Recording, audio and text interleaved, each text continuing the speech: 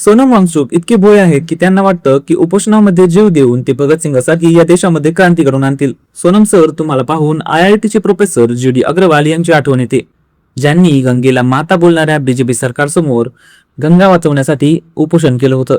पण काय भेटलं? उपोषणामध्ये मृत्यू. सरकारने काय केलं?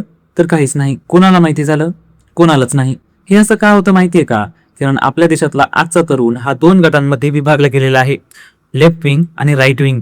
आणि त्यात आपली मीडिया ही खरोखरचे मुद्दे दाखवतच नाही आणि सोशल मीडिया सुद्धा तोच कंटेंट परत दाखवतो ज्यामध्ये तुम्ही इंटरेस्टेड आहात. आणि त्यामुळे प्रत्येक जण आपल्याच इन्फॉर्मेशन बबल मध्ये जगायला लागतो. एक वेळ होती जेव्हा अण्णा हजारे उपोषणाला बसले होते, तेव्हा त्यांच्यासाठी पूर्ण देश रस्त्यावर उतरला होता आणि सरकारला सुद्धा त्यांच्याशी चर्चा करावी लागली होती. आता ना सरकार भेटायला येतं आणि त्यांना काही फरकही पडत नाही. आणि आता काही लोक म्हणतील या मुवमेंटचे जे मेन लीडर्स आहेत ते अँटी नॅशनल आहेत. कदाचित तुमचा कन्सर्न बरोबरही असेल, पण या मुवमेंटमुळे त्यांना काय फायदा होणार आहे? ही लढाई ते तुमच्यासाठीच लढतायत ना. म्हणून थोडा विचार करा आणि तुम्हाला या सगळ्याबद्दल काय वाटतं ते कमेंटमध्ये नक्की सांगा.